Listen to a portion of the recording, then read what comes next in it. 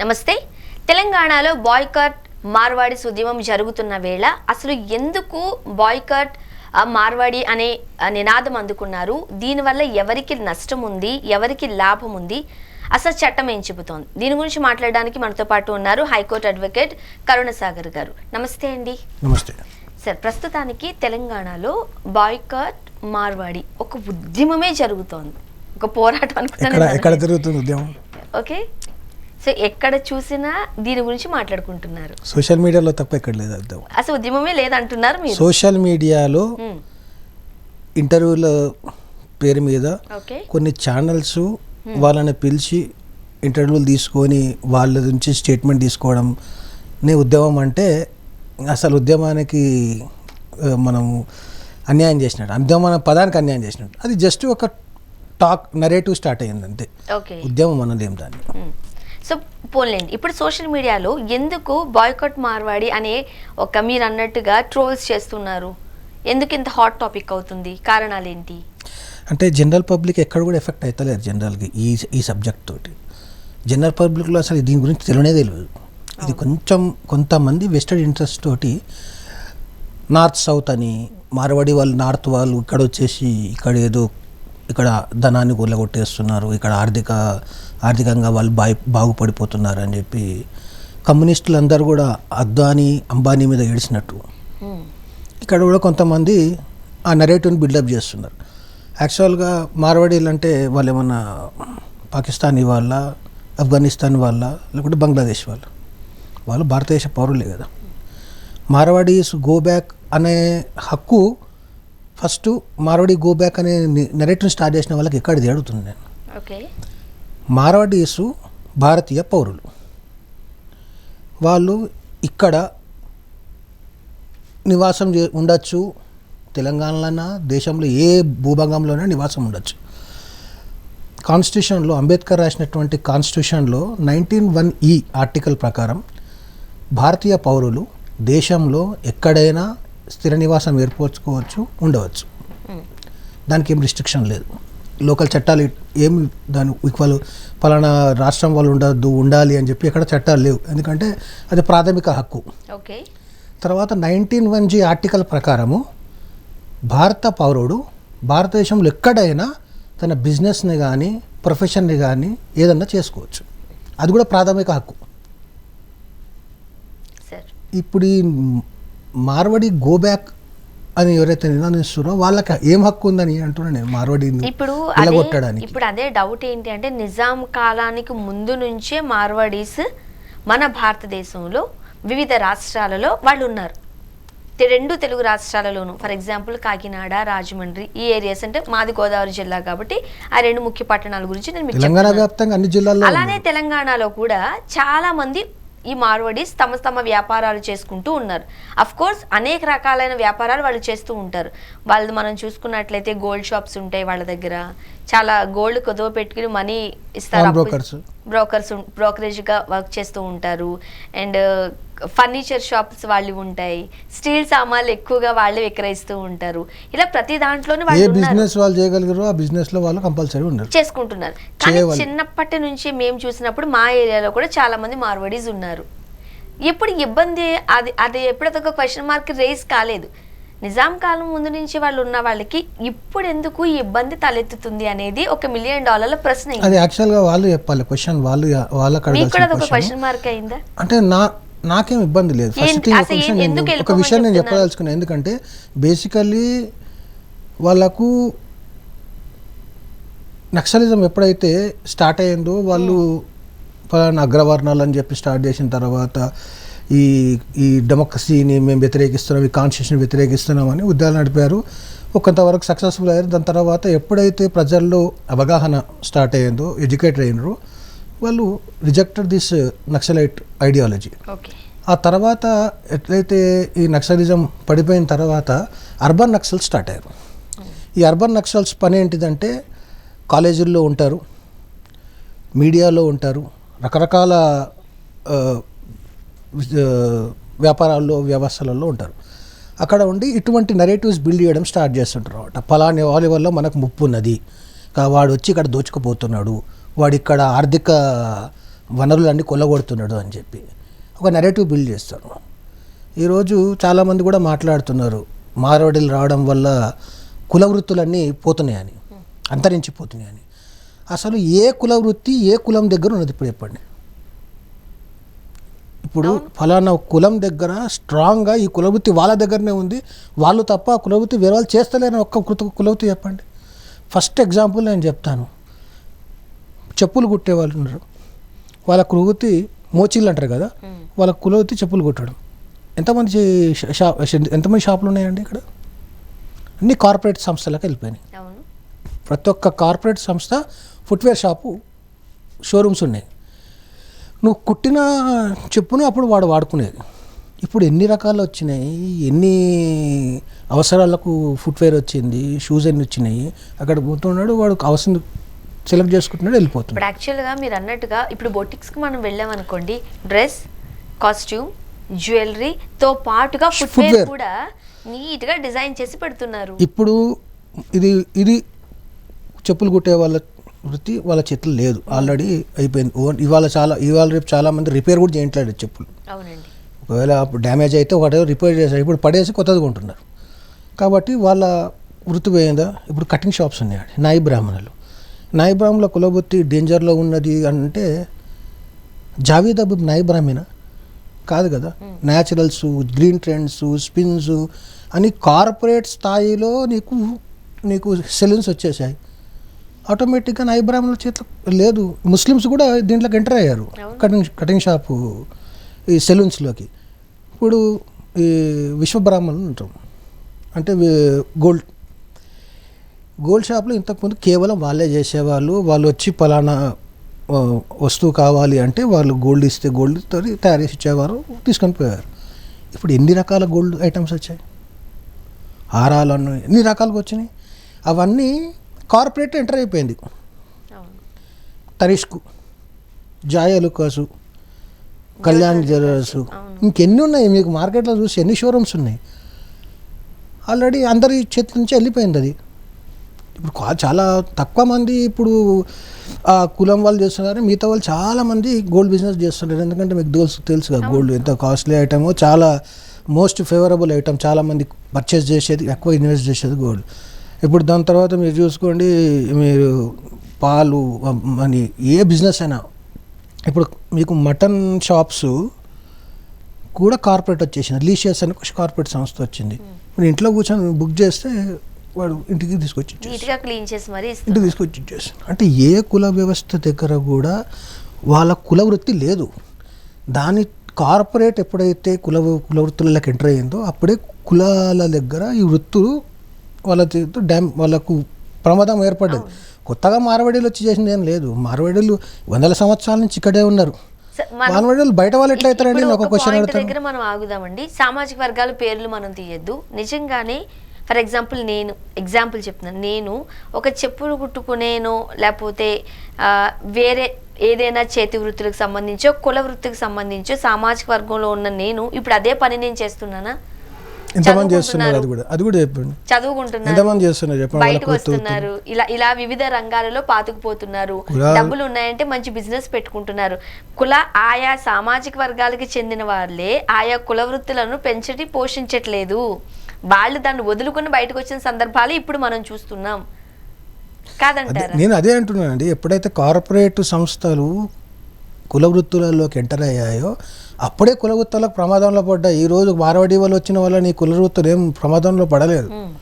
కేవలం ఏదో ఒక ఐసోలేటెడ్ సంఘటనను పట్టుకుని వచ్చి వీళ్ళు పలానా మీద దాడి చేశారు, పలానా వాళ్ళు చనిపోయినారు. డెఫినెట్లీ దాడి చేయడం తప్పే.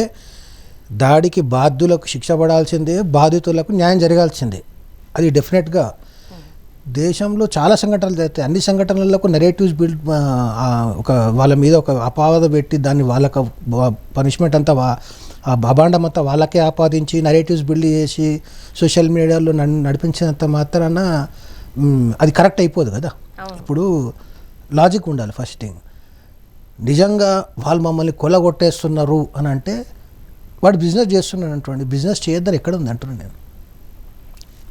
వాళ్ళ ప్రాథమిక హక్కుగా కాన్స్టిట్యూషనే ఇచ్చింది, సిటిజన్స్ ఆఫ్ ఇండియా ఎక్కడైనా బిజినెస్ చేసుకోవచ్చు. కొంతమంది చట్టంలో ఉంది, అలా చేయడానికి లేదు. 70% ఫర్ ఎగ్జాంపుల్ తెలంగాణ కావచ్చు, ఆంధ్ర కావచ్చు, వేరే రాష్ట్రం ఏదైనా కావచ్చు, మన దగ్గర మన ప్రాంత వాసులు ఇంత పర్సెంటేజ్ ఉంటుంది, మిగిలిన పర్సెంటేజ్ వాళ్ళు ఇలా చేసుకోవాలి. అది యాక్చువల్ ఏంటంటే ఏదన్నా కంపెనీస్ ఇక్కడ ఎస్టాబ్లిష్ చేసినప్పుడు లోకల్ వాళ్ళకు 75% ఎంప్లాయ్మెంట్ ఇవ్వాలి, 75% అవుట్ సైడర్స్కి ఎంప్లాయ్మెంట్ ఇవ్వాలి అని చెప్పేసి కంపెనీకి వాళ్ళకు స్టార్ట్ చేసామని చెప్తారు. అది ఓన్లీ కంపెనీ స్టార్ట్ చేసినప్పుడు ఎంప్లాయ్మెంట్కి, బిజినెస్కి అది లేదు.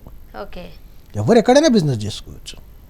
నేను కంపెనీ పెడుతున్నాను ఇక్కడ, నేను వేరే రాష్ట్రం నుంచి వచ్చినాను, ఇక్కడ కంపెనీ పెడుతున్నాను, ఇక్కడ నుంచి టీ పాస్లు అప్లై చేసుకొని అన్నీ తీసుకుంటే దాంట్లో రూల్స్ ఉంటాయి. 75% లోకల్ ఎంప్లాయ్మెంట్ ఇవ్వాలి అని. ఎందుకంటే ఇక్కడ నుంచి వాళ్ళ ల్యాండ్ తీసుకుంటాము, అక్కడ దానివల్ల పొల్యూషన్ అవుతుంది, దాన్ని కంట్రోల్ చేయడానికి ఇవన్నీ రకరకాలు ఉంటాయి కదండి. అవన్నీ లోకల్లో వాళ్ళకు ఎఫెక్ట్ అవుతారు. తర్వాత లోకల్ ఎంప్లాయ్మెంట్కి కూడా ఎంకరేజ్మెంట్ ఇవ్వాలి. కాబట్టి 75% లోకల్ ఎంప్లాయ్మెంట్ ఇవ్వమంటారు, కానీ 75% లోకల్ వాళ్ళే బిజినెస్ చేయాలని ఎక్కడ చట్టం లేదు. తెలంగాణ రాష్ట్రంలో షాప్స్ అండ్ ఎస్టాబ్లిష్మెంట్ యాక్ట్ ప్రకారము షాప్స్ ఎస్టాబ్లిష్ చేసుకోవచ్చు. అక్కడ ఏ చట్టంలో కూడా అక్కడ 75% లోకల్స్ చేయాలి, బయట వాళ్ళు చేయొద్దని ఇక్కడ లేదు. ఇదంతా అబద్ధాలు చెప్పడమో లేకపోతే ప్రజల్లోకి రాంగ్ ఇన్ఫర్మేషన్ తీసుకుపోవడమే తప్ప ఇది ఇంకోటి కాదు. జనరల్గా ఇక్కడ ఎక్కడైనా బిజినెస్ చేసుకోవచ్చు వ్యాలిడ్ పర్మిషన్ తీసుకొని. ఇన్ని సంవత్సరాలు లేనిది ఇప్పుడే ఎందుకు ఈ కొత్త నినాదాన్ని తెర మీద తీసుకొస్తున్నారు? దీని వెనుక ఎవరు ఉండే అవకాశం ఉందంటారు? దారి తప్పిన వాళ్ళు, దారి తప్పి వాళ్ళు ఏదైతే సిద్ధాంతం తీసుకొని దాన్ని ఏదో చేద్దామని చెప్పి బయలుదేరిన తర్వాత ఆల్రెడీ నక్సలిజం అంతరించిపోయే దశలో ఉంది. కాబట్టి కొత్త నెరేటివ్స్ బిల్డ్ చేసి సమాజంలో అస్థిరతను తీసుకొచ్చి లోకల్గా ఒక డిఫరెన్స్ ఆఫ్ ఒపీనియన్స్ క్రియేట్ చేసి దాన్ని చర్చకు తీసుకొచ్చి నార్త్ సౌత్ అని చెప్పి డివైడ్ చేసి సొసైటీని డివైడ్ చేసి దారి తప్పినటువంటి వాళ్ళ యొక్క ఆలోచన తప్ప ఇంకోటి కాదు ఇది. Otherwise there is no purpose. Okay, ఇప్పుడు నాకు చిన్న క్వశ్చన్ అడుగుతానండి. ఎప్పుడో 100 సంవత్సరాల నుంచి వచ్చి ఇక్కడ సెటిల్ అయిపోయారు. సెటిల్ అయిపోయిన వాళ్ళందరూ మార్వాడీలుగా రకరకాల రాష్ట్రాల నుంచి వచ్చి చాలామంది ఉన్నారు ఇక్కడ. వాళ్ళు తెలంగాణ వాళ్ళు ఎందుకు గారు అంటున్నాను, వాళ్ళు ఇక్కడే పుట్టారు కదా. తర్వాత ఒక తరం వాళ్ళు వచ్చి ఇక్కడ సెటిల్ అయ్యారు, తర్వాత వాళ్ళు ఇక్కడే పుట్టారు కదా. ఇక్కడ పుడితే తెలంగాణ వాడు కదా? Simple question. ఇక్కడ పెట్టిన తెలంగాణ వాడే కదా. ఆ తర్వాత వాళ్ళు 10 తరాలు 20 తరాలు ఇక్కడి నుంచే ఉన్నారు. ఇక్కడ తెలంగాణ వాళ్ళు ఎందుకు గారు? ఎందుకు గారు చెప్పండి. నువ్వు ఎట్లా క్వశ్చన్ చేయగలుగుతావు? ఫస్ట్ వాడు తెలంగాణ కాదని ఎట్లా సర్టిఫై చేస్తున్నావు? వాడు ఇక్కడ నుంచి వెళ్ళిపోవాలని, వాడు ఇక్కడ బిజినెస్ చేయొద్దని. చాలామంది నేను చూసాను సోషల్ మీడియాలో, అసలు వాళ్ళు మారాడి వాళ్ళకి హెచ్చరిస్తున్నాం ఇక్కడ బిజినెస్ చేయనండి. ఎవరు నువ్వు? అసలు నీకేం రైట్ ఉంది? నీకు నిజంగా వాడేమో ఇల్లీగల్ బిజినెస్ చేస్తే కంప్లైంట్ చేయండి, లేదంటే పర్మిషన్ తీసుకోకపోతే కంప్లైంట్ చేయండి, షాప్ ముగించే ప్రయత్నం చేయండి. అంతేగాని నువ్వు బిజినెస్ చేయొద్దని నువ్వు చెప్పడానికి నువ్వెవరు? హూ నీకు రైటే లేదు. ఫస్ట్ వాళ్ళకు ప్రాథమిక హక్కు, భారతదేశ ఏ పౌరుడైనా ఎక్కడైనా బిజినెస్ చేసుకోవచ్చు. వాళ్ళ ప్రాథమిక హక్కును నువ్వు ఉల్లంఘించలేవు. ఆ ఉల్లంఘించే స్టాట్యుటరీ పవర్ లేదు నీ దగ్గర, నీకు లాజికల్ రీజన్ లేదంటున్నాను నేను. ఓన్లీ కేవలం నార్త్ సౌత్ డివైడ్ చేయాలి, north south separate north separate అని చెప్పేసి ఇక్కడి నుంచి ఇక్కడ మేము రెవెన్యూ ఇక్కడ క్రియేట్ చేస్తున్నాం, తీసుకుపోయి ఎక్కడో పెడుతున్నారు అంటే ఇంట్లో 4 ఉంటారు, ఒకరు సంపాదిస్తుంటారు, ఒకరు కొంచెం వీక్ ఉన్నారని చెప్పి వాడిని వదిలేస్తారా? ఇంట్లో వాడిని టేక్ కేర్ చేయరా? చేస్తారు కదా. అట్లనే కొన్ని రాష్ట్రాల్లో సంపద లేదు, పేదరికం ఉన్న దగ్గర ఇన్వెస్ట్మెంట్ తీసుకుపోయి పెడతారు. అంతేగాని సంపాదించేవాడికే ఫుడ్ పెట్టాలి, సంపాదించడానికి ఫుడ్ పెట్టద్దని ఉండదు కదా. అట్లనే మార్వాడి వాళ్ళు ఇక్కడ వచ్చి బిజినెస్ చేసుకున్నారు, తప్పేముంది అంటున్నాను నేను. మీకు నష్టం ఏముంది? ఫస్ట్ మీకు ఎందుకు ఎఫెక్ట్ అవుతుంది నాకు అర్థమవుతలేదు. వాళ్ళకి వచ్చిన నష్టం ఏంటి? ఒక్క లాజిక్ రీజన్ లేదండి. జస్ట్ ఇప్పుడు వాడు షాప్ పెడుతున్నాడు, నువ్వు కూడా షాప్ పెట్టు, ఎందుకు పెట్టద్దు? వానికి ఆర్థిక వనరులు ఉన్నాయి, నువ్వు తీసుకో, బ్యాంక్ లోన్ పెట్టుకో, ముద్రా లోన్స్ ఇస్తున్నారు, నువ్వు ఎలిజిబుల్ అయితే పోయి ముద్రా లోన్ తీసుకో, బిజినెస్ పెట్టు, కష్టపడు, బిజినెస్ ఎస్టాబ్లిష్ చేసుకో, పెద్దగా చేసుకో, బ్రాంచీలు పెట్టుకో. నువ్వు ఒక 100 మంది తెలంగాణ వాళ్ళకు మాత్రమే నువ్వు ఉద్యోగం ఇవ్వు. నువ్వు ఒక ఐకానిక్ ఎగ్జాంపుల్గా ఉండు. నువ్వు అట్లా బీట్ చేయగలాలి. ఆ కాంపిటీషన్ తోటి నువ్వు సక్సెస్ అయ్యి అట్లాంటి నువ్వు ఒక ఎగ్జాంపుల్ చూపించాలి. కానీ సోషల్ మీడియాలలో కూర్చొని టీవీ ఇంటర్వ్యూలు ఇవ్వాలంత మాత్రాన ఉద్యమం కాదు అది. అది అసలు ఉద్యమమే కాదు, కేవలం సోషల్ మీడియాలో కొంతమంది సర్వైవల్ కోసం చేస్తున్నటువంటి మాట. అంటే వాళ్ళ పుట్టగా పద్వం వాడుకోవడానికి చేస్తున్నది. అదర్వైజ్ సమాజంలో ఎవరికి ఎక్కడ కూడా దీనివల్ల ఇబ్బంది లేదు. Everybody is happy with everybody. నీ బిజినెస్ నువ్వు చేసుకుంటున్నావు, నా బిజినెస్ ఒక లేన్ ఉంటుంది అనుకోండి, 10 బట్టల షాపులు ఉంటాయి, క్లాత్ షోరూమ్స్ ఉంటాయి. అవును. కాంపిటీషన్, అది బిజినెస్, ఓపెన్ మార్కెట్. ఎవరిని వద్దంటాం? ఈ ఏరియాలో పలానా వాళ్ళు బిజినెస్ చేయని చెప్పి రూల్ పెట్టగలుగుతామా? సెక్యులర్ కంట్రీ కదా, అందరు ఉండొచ్చు, అందరు బిజినెస్ చేసుకోవచ్చు కదా. మరి మీరు ఎట్లా ఇంకోవారు బిజినెస్ చేయొద్దని ఎట్లా చెప్పగలుగుతారు? మీరు చట్ట ప్రకారము తప్పే, కాన్స్టిట్యూషన్ ప్రకారము తప్పే. అసలు వీళ్ళకి రైటే లేదు వేరే వాడు బిజినెస్ చేసుకోదని చెప్పడానికి. ఫస్ట్ థింగ్, వీళ్ళు చెప్పే లాజిక్ మొత్తం ఫెయిల్డ్ లాజిక్. మార్వాడి వాళ్ళు వచ్చిన వల్ల ఇక్కడ జరిగిన నష్టం ఏం లేదు. నువ్వు బిజినెస్ చేయడం బంద్ చేసినావు, బిజినెస్ మీరు చేయడం బంద్ చేసారు, మీరు స్టార్ట్ చేయండి, వద్దన్నారు. ఎక్కడైనా మనం చాలా చోట్ల చూసినాం, చాలా ఏరియాలో మార్వాడి వాడు చిన్నగా అదే ఇంట్లోనే వాడు అందులోనే ఉంటాడు, అందులోనే బిజినెస్ స్టార్ట్ చేస్తాడు, డిసిప్లిన్గా పోయి బిజినెస్ చేసుకుంటూ ఉంటాడు.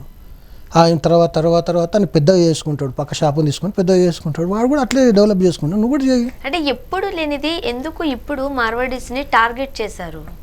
చెప్పింది మేము, నార్త్ సౌత్గా డివైడ్ చేయడం అయిపోయింది ఇప్పుడు. దానివల్ల ఎవరైతే దీన్ని లీడ్ చేస్తున్నారో వాళ్ళకి వచ్చే లాభం ఏంటి? ఏముండదు, లాభాలకు ఉండదు. ఇక్కడ సమాజాన్ని విచ్ఛిన్నం చేయాలి అంతే, ఏదో ఒక విషయంలో విచ్ఛిన్నం చేయాలి, సమాజాన్ని డివైడ్ చేయాలి, అపోహలను క్రియేట్ చేయాలి, ఏదో భయాందోళన సృష్టించే ప్రయత్నం. మార్వాడి వాడు వచ్చేసి ఏదో చేస్తున్నాడు, ఈ నెలల నుంచి చేయండి, ఇప్పుడేం ఎఫెక్ట్ అయింది నీకు? ఇన్ని రోజుల నుంచి మార్వాడీస్ ఒక్కరే బిజినెస్ చేస్తున్నారా? అయితే వేరే వాళ్ళు బిజినెస్ చేస్తలేరా? వెళ్ళిపో అని ఎవరనాలంటే భారతీయుడు కానోడు ఎవరైతే భారతీయులు ఉంటాడో వాని వెళ్ళిపో అనాలి.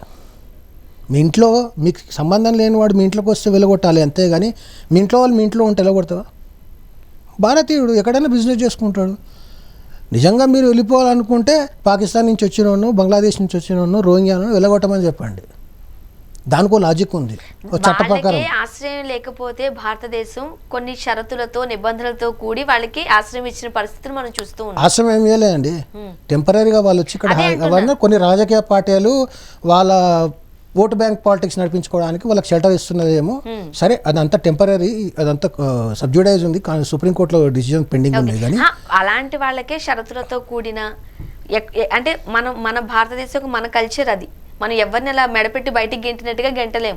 కానీ మనతో పాటు పుట్టి మనతో పాటు పెరిగిన వీళ్ళపైన ఎందుకు నార్త్ సౌత్ అనే డిఫరెన్సెస్ ఇప్పుడు తీసుకొస్తున్నారు? మేము సమాజాన్ని డివైడ్ చేయడానికి 1969 నుంచి ప్రయత్నం జరుగుతుంది.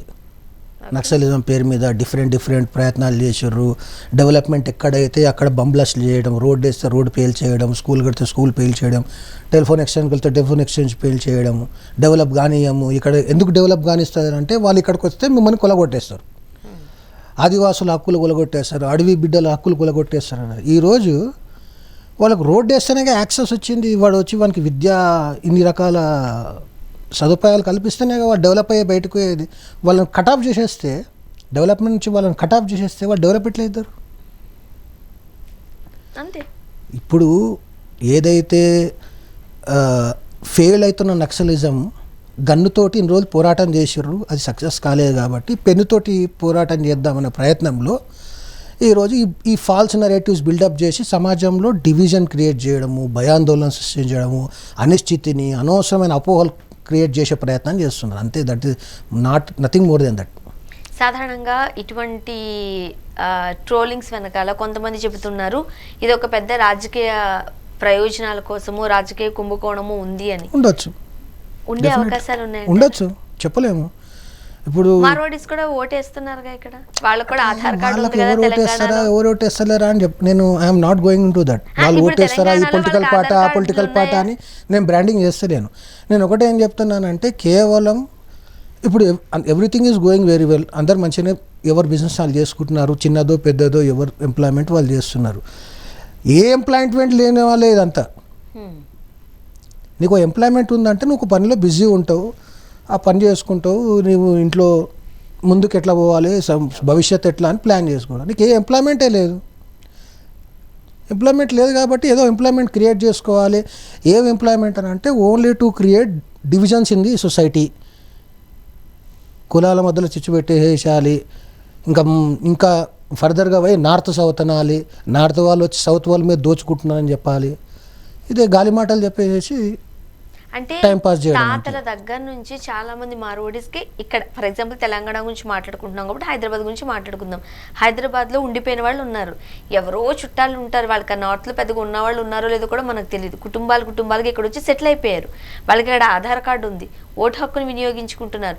వాళ్ళు కూడా తెలంగాణ ప్రాంతంలో స్థిర నివాసాలు ఏర్పరచుకున్నారు, స్థిర నివాసితులే. వాళ్ళు కూడా ఓటేస్తున్నారంటే ఇక్కడ పౌరులే కదా వాళ్ళు. ఇక్కడ పౌరులు అండి, భారతదేశ పౌరులు. తెలంగాణకు సెపరేట్ కాన్స్టిట్యూషన్ లేదు కదా. అదే నేను చెప్తాను, భారతదేశ పౌరులు ఇప్పుడు వచ్చిన ఇష్యూ. అంటే వీళ్ళ వర్షన్ ఏంటిదంటే, మొన్న ఇంతకుముందు ఒక ఇంటర్వ్యూ ఉంటే వాళ్ళని వెళ్ళిపోమంటలేం కానీ వాళ్ళు బిజినెస్ చేయొద్దు అంటే, ఎందుకు బిజినెస్ చేయొద్దు అని నేను అడుగుతున్నాను. వాడు బిజినెస్ చేస్తే నాకు నష్టమే అవుతుంది. నువ్వు కూడా బిజినెస్ చేయి. నువ్వు బిజినెస్ ఇప్పుడు నేను ఒక క్వశ్చన్ పెడుతున్నా అండి, మార్వాడి వాడు 200 కిలోమీటర్ల అవతల ఉన్నటువంటి మారుమూరు గ్రామంలో కూడా షాప్ పెడుతున్నాడు. నువ్వు పోయి పెట్టు, ఫస్ట్ వాడు రాకముందు నువ్వు పెట్టి షాప్ పెట్టు. ఒక కాలనీ ఎస్టాబ్లిష్ అవుతుందంటే ఫస్ట్ ఏం చేస్తారంటే, పొటెన్షియల్ ఉంది మా ఇక్కడ కాలనీలో, ఇక్కడ ఏం అవసరం ఉన్నది, ఇక్కడ కన్స్ట్రక్షన్ స్టార్ట్ అవుతుందంటే సీలు సిమెంట్ అవసరం పడుతుంది, ఇక్కడ ప్లంబింగ్, ఇక్కడ ఎలక్ట్రికల్ వస్తువులు అవసరం పడతాయి, ఇక్కడ కిరాణా షాప్ పెట్టాలి అంటే జనాలు వస్తారని వాడు బిజినెస్ చేసేటప్పుడు పొటెన్షియల్ ఉందా లేదా ఆ మార్కెట్ చూసుకొని ఏ బిజినెస్ పెడితే అక్కడ రన్ అవుతుంది అనేది చూసుకొని అక్కడ బిజినెస్ పెడుతున్నావు. నువ్వేం చేస్తున్నావు? టీవీలో తిరిగి ఈ టైంపాస్ చెప్పే బదులు, ఈ అనవసరమైన సమాజంలో డివిజన్ క్రియేట్ చేసే బదులు ఎక్కడైతే డెవలప్మెంట్ స్టార్ట్ అవుతుందో అక్కడ పోయి నువ్వు కూడా షాప్ పెట్టు. లేకపోతే 10 మందితోటి షాప్ పెట్టి, ఒకరితోటి సిల్వర్ షాప్ పెట్టి, ఒకరితోటి సిమెంట్ షాప్ పెట్టి, బ్యాంకుల నుంచి లోన్ తీసుకురా. ఇప్పుడు ఇంకా ముద్రా లోన్స్ ఇస్తున్నారు, బిజినెస్ కోసం చాలా లోన్స్ ఇస్తున్నారు, రకరకాల అవకాశాలు ఉన్నాయి. బిజినెస్ పెట్టి డెవలప్ చేయించు. నువ్వు పోయి షాప్ పెట్టవు, ఆయన షాప్ పెట్టి కష్టపడి డెవలప్ అవుతుంటే వాడు డెవలప్ కాదు అంటారు. దీన్ని ఏమంటారు? ఈర్ష్యానకంటే ఏమంటారు? ఇదంతా లెఫ్ట్ ఓరియంటెడ్ ఐడియాలజీ ఉన్న వాళ్ళు అంతా ఏం చేస్తారంటే, డెవలప్మెంట్ ఎక్కడ ఉంటే దాన్ని ఏదో రకంగా ఆపాలి, మంచి చేయడం జరుగుతుంటే దాన్ని ఏదో రకంగా ఆపాలన్న ఉద్దేశంతో ఉంటారు. అదాని నాశనం కావాలి, అంబానీ నాశనం కావాలి, అదాని దోచుకుంటుండు వనరులు, అంబానీ దోచుకుంటుండు వనరులు అంటే. నేను ఒక క్వశ్చన్ అడుగుతానండి, పలానా ఇజ్రాయెల్లో వచ్చిన నేను ఇంతవరకు ఎన్ని నోబెల్ ప్రైజ్ వచ్చినాయో మ్యాక్సిమం ఇజ్రాయెల్కే పోయినాయట అని అన్నారు. అది వాళ్ళ దేశం గొప్పతనము, ధనవంతులంతా అమెరికాలో ఉన్నారు, యూరోప్లో అంతా సైంటిస్టులు ఉన్నారు, ఇన్ని రకరకాలుగా చెప్పుకుంటాంగా. మన దేశంలో కూడా 2 బిజినెస్ మ్యాన్లు ప్రపంచంలో మ్యాక్సిమం బిజినెస్ని మన వాళ్ళు డామినేట్ చేస్తున్నారని చెప్పుకునేంత పెద్ద మనసు లేదు వీళ్ళకు. ఈర్ష. అదాని బాగుపడిపోతుండు, అంబానీ బాగుపడితే నష్టమేముంది? అంబానీ, అదాని హయ్యెస్ట్ ఎంప్లాయర్స్ ఇక్కడ తెలంగాణ మొత్తం భారతదేశంలో. వాళ్ళు పెట్టిన ఏదైతే బిజినెస్లు ఉన్నాయో రకరకాల బిజినెస్లో కూడా భారతీయులే ఎంప్లాయ్మెంట్ అయి ఉన్నారు. ఒకవేళ కానీ జరగవద్దు, కానీ ఒకవేళ వాళ్ళకి ఏదన్నా నష్టం జరిగి ఆ బిజినెస్లు మూతపడితే కొన్ని కోట్ల మంది భారతీయులకు అన్నం ఉండదు, వాళ్ళ ఎంప్లాయ్మెంట్ కోల్పోతారు, వాళ్ళ మీద ఆధారపడ్డ ఫ్యామిలీస్ కోల్పోతాయి. ఎప్పుడైనా ఏదైనా ఆలోచించే ముందు పాజిటివ్గా ఆలోచించాలి. ఇదంతా నెగిటివ్ థింక్ చేసే వాళ్ళ ఆలోచన. ఇదంతా బిజినెస్ చేయాలనుకుంటే నువ్వు కూడా బిజినెస్ చేయని చెప్తున్నాను నేను సింపుల్గా. ఏ రాష్ట్రంలోనూ ప్రజలకు లేని ఇబ్బంది ఎందుకు తెలంగాణలోనే ఇది ఎలివేట్ అవుతుంది? ఎవరికి ఇబ్బంది లేదండి, నోబడీ ఈజ్ ఎఫెక్టెడ్. కేవలం కొంతమంది దీన్ని స్టార్ట్ చేసి ఒక నెరేటివ్ని బిల్డప్ చేసే ప్రయత్నం చేస్తున్నారు. ఇప్పుడు 10 షాపులు ఉంటాయి అనుకోండి, 10 షాపులో కిరాణా షాపులే అనుకోండి, 10 తెలంగాణ వాళ్ళే పెట్టారు, మార్వాడీలు పెట్టారు, భారతీయులు బారోలు పెట్టారు. మీరు ఏ షాపులో మీకు క్వాలిటీగా దొరుకుతుందో, ఏ షాపులో మీకు ఫేర్ ఉన్నది అని చెప్పి అనిపిస్తేనే అక్కడే కొంటారా? లేకపోతే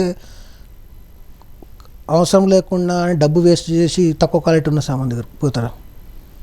నువ్వు కూడా మంచి సర్వీస్ ఇస్తే ఎవరైనా ఇచ్చేస్తారు. అండ్ ఇది కూడా వాళ్ళు కాస్త చీప్ క్వాలిటీ తీసుకొచ్చి అమ్మేస్తున్నారు. కొనద్దు మీరు, అంత క్వాలిటీ ఉండదు సరుకుల విషయంలో, వాళ్ళు ఎక్కువ మోసం చేస్తూ ఉంటారు, ప్రజలు మోసపోతున్నారు అనే వెర్షన్ కూడా నడుస్తుంది. మీరు అప్పుడు ఏం చేయాలి?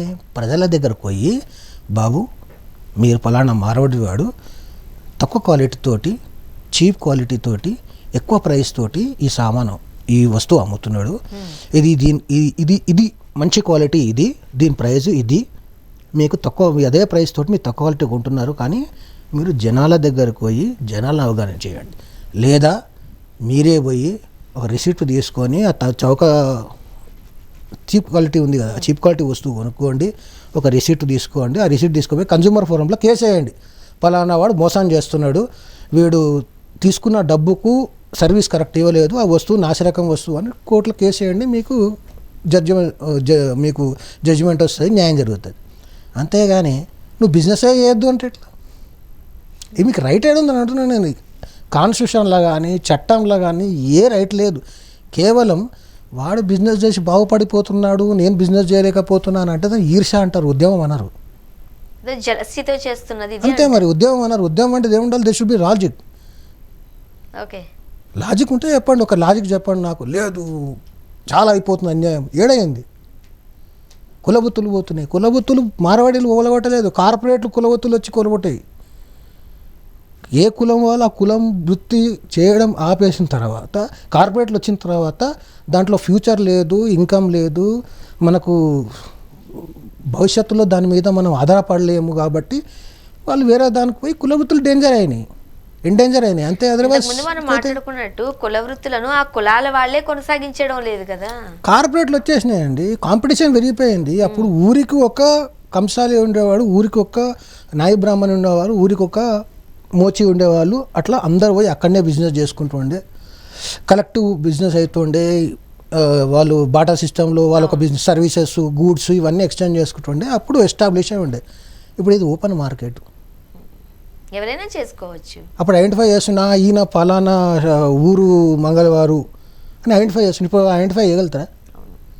మార్కెట్ ఓపెన్ అయిపోయింది, కాంపిటీషన్ పెరిగింది. ఎవరు సర్వీసెస్ మంచిగా ఇచ్చి ఎవరు అవైలబిలిటీ ఎక్కువ ఉంటే అట్ట బిజినెస్ నడుస్తుండే. నేను చిన్న ఎగ్జాంపుల్ చెప్తా. ఒక కాలనీ కానీ ఒక ఊరు కానీ ఉంటే నాయి బ్రాహ్మణుల సంఘం ఉంటుండే. ఆ నాయి బ్రాహ్మణుల సంఘం వాళ్ళకు చెప్తే, వాళ్ళ పర్మిషన్ తీసుకొని, వాళ్ళ మెంబర్షిప్ తీసుకొని, వాళ్ళ కండిషన్స్కి యాక్సెప్ట్ చేస్తేనే ఆ ఏరియాలో షాప్ పెట్టచ్చు. షాప్ పెట్టిన వాళ్ళు అందరూ ట్యూస్డే రోజు కంపల్సరీ క్లోజ్ చేయాల్సిందే వాళ్ళ రూల్ ప్రకారం. తర్వాత వాళ్ళకు చెప్పకుండా కొత్త వాళ్ళు షాప్ పెట్టద్దు, ఆ కొన్ని కిలోమీటర్ రేడియస్ ఏదో ఉంటుంది, 100 మీటర్స్ 500 మీటర్స్ ఒక షాప్కి, 500 మీటర్స్కి ఇంకో షాప్ పెట్టద్దని రూల్స్ పెట్టారు. జావేద్ అవి ఎంటర్ అయిపోయాడు. ఫస్ట్ జావేద్ అవి నాకు తెలిసి జావేద్ అవి ఎంటర్ అయ్యారు. బ్యూటీ పార్లర్స్ అవన్నీ నడిచిపోయి కానీ తర్వాత జావేద్ అవి ఎంటర్ అయ్యాడు. జావేద్ అవికు ఈ నాయి బ్రాహ్మణ సంఘంలో మెంబర్షిప్ ఉందా? వాడు పక్కన ఒక పాపం నాయి బ్రాహ్మణ్ షాప్ పెట్టుకోండి అని చెప్పి షాప్ పెట్టుకోవడం బంద్ చేసిండు. వాడు కార్పొరేట్ స్థాయిలో పెద్దగా షాప్ పెట్టి నీకు ట్యూస్డే కూడా అవైలబుల్ ఉంటాడు. ఇవాళ కన్జ్యూమరు ఎవరి దగ్గరకు పోతాడు, సర్వీసెస్ ఎవరి దగ్గర ఇస్తే వాళ్ళ దగ్గర వాళ్ళు పెడితే పెట్టారు. ట్యూస్డే రోజు హెయిర్ కట్ చేసుకోకూడదు అనే నిబంధన కొన్ని దగ్గర ఉన్నది. ఇప్పుడు మనం పార్లర్స్ కాదు, మీరు అన్నట్టుగా జావేద్ హబీబో లేకపోతే న్యాచురల్స్ వెళ్ళామనుకోండి, చాలా మంది హెయిర్ కట్ చేయించుకుని పోతున్నారుగా. మరి ఓపెన్ మార్కెట్ అయినాక, బిజినెస్లో కాంపిటీషన్ ఉన్నాక, కార్పొరేట్స్ కులవృత్తుల్లోకి వచ్చేసిన తర్వాత నువ్వు ఒక్కరిని టార్గెట్ చేసి మాట్లాడుతా అంటే ఎట్లయితుంది? కేవలం ఒక ఐసోలేటెడ్ సంఘటనను తీసుకొని నేను ఒక సంఘటన చెప్తానండి. కేవలం మా మతానికి చెందినటువంటి అమ్మాయిని మతం మార్చి ఒక దళితుడు పెళ్లి చేసుకుండని సరూర్ నగర్లో మిట్ట మధ్యాహ్నము ఆ ఇద్దరు కప్పులు పోతూ ఉంటే ఆ అమ్మాయి వాళ్ళ అన్నలు వచ్చి నడి రోడ్డు మీద రాడ్డుతోటి తల పగలగొట్టి చంపేశారు. అది లైవ్ ఇన్సిడెంటు, అందరూ ఫుటేజ్ తీసినారు, ఎఫ్ఐఆర్ అయింది, కేసు అయింది. మరి ఆ రోజు వీళ్ళందరూ ఎక్కడ పడుకున్నారు, ఈ అన్ఎంప్లాయీస్ అంతా ఎక్కడున్నారో, మరి వీళ్ళంతా నెరేటివ్స్ బిల్డ్ చేసే వాళ్ళంతా ఎక్కడున్నారో లేరు. వాళ్ళు వచ్చి ఆ రోజు నిజంగా మీరు దళితులు అంటున్నారు, నిజంగా మీరు సమాజంలో అన్యాయం జరుగుతుంది, దాని మీద మనం ప్రొటెస్ట్ చేయాలనుకుంటప్పుడు అట్లాంటి సంఘటనలు కూడా ప్రొటెస్ట్ చేయాలి. కేవలం ఏదో ఐసోలేటెడ్ సంఘటన తీసుకుని వచ్చి మొత్తం మారడీలు అంత నాకు రీజన్ చెప్పినట్టున్నా, సింపుల్ రీజన్, మీరు ఈ షాప్ పెట్టడం వల్ల ఫలానా షాపులని పడిపోయాయి అని చెప్పి. కాంపిటీషన్ పెరిగిందండి మార్కెట్లో. ప్రొఫెషన్లో కూడా, ఇప్పుడు ప్రొఫెషన్లో కూడా కాంపిటీషన్ ఉంది. ఫారెన్ అడ్వకేట్స్కి కూడా పర్మిషన్స్ ఇస్తున్నారు కార్పొరేట్స్. ఇప్పుడు ప్రొఫెషన్ అంటే అడ్వకేట్ ప్రొఫెషన్ కూడా కార్పొరేట్ స్థాయిలో ఉన్నది. పెద్ద పెద్ద కంపెనీస్ పెడుతున్నారు, లా ఫార్మ్స్ పెడుతున్నారు. కాంపిటీషన్ పెరిగింది. కాంపిటీషన్, ఒక బస్సు 40 కిలోమీటర్స్ స్పీడ్లో పోతుంది అనుకోండి, మీరు బస్సును పట్టుకోవాలంటే ఏ స్పీడ్లో పోవాలి? మీరు 40 కిలోమీటర్ స్పీడ్లో పరిగెత్తే పట్టుకోవాలిగా. లేదు నేను 10 కిలోమీటర్స్ స్పీడ్లో నడుస్తా, బస్సు మాత్రమే నా కోసం ఆగాలంటే అవుతుందా బస్సు? కామన్ సెన్స్ ఉపయోగించాలి. రైట్, చూద్దాం. అంటే సొసైటీ అంతా నీకు 40 కిలోమీటర్ స్పీడ్ పోతుంటే నేను 10 కిలోమీటర్ పోతే అయినా సొసైటీ నా కోసం ఆగాలంటే ఎందుకు అవుతుంది? నువ్వు కూడా కాంపిటీషన్లో ఎంటర్గా కాంపిటేటివ్ బిజినెస్ చేయండి, పరిగెట్టాలంతే. బిజినెస్ చేయండి, మీరు కూడా డెవలప్ కాండి, సొసైటీని డెవలప్ చేయండి, సమాజాన్ని డెవలప్ చేయండి. కానీ ఇట్లా సమాజాన్ని నార్త్ సౌత్ అని, మార్వాడి తెలంగాణ అని డివైడ్ చేయకండి. ఇప్పుడిప్పుడే నిన్ననే మనం 79వ స్వతంత్ర వేడుకలు చేసుకున్నాము. 4.5 లక్షల మంది స్వతంత్ర సమరయోధుల ఆత్మ బలిదానం తర్వాత మనకు స్వతంత్రం వచ్చింది. యాక్చువల్గా ఈ తెలంగాణకు ఆ 15th ఆగస్ట్ రోజు కూడా రాలేదు. 17th సెప్టెంబర్ సంవత్సరంన్నర దాకా మనం యుద్ధ పోరాటం చేసి నిజాం మీద పోరాటం చేసి గెలిచి ఇప్పుడిప్పుడే హిందువులంతా ఏకమవుతున్నారు. ఇప్పుడిప్పుడే భారత సమాజం మొత్తం ఏకమవుతున్నప్పుడు ఈ కొత్త నెరేటివ్స్ బిల్డ్ చేసి సమాజంలో విచ్ఛిన్నకర పాలిటిక్స్ చేసే ప్రయత్నం చేయొద్దని వాళ్ళందరికీ నేను చెప్తాను. థ్యాంక్ యూ సో మచ్ అండి.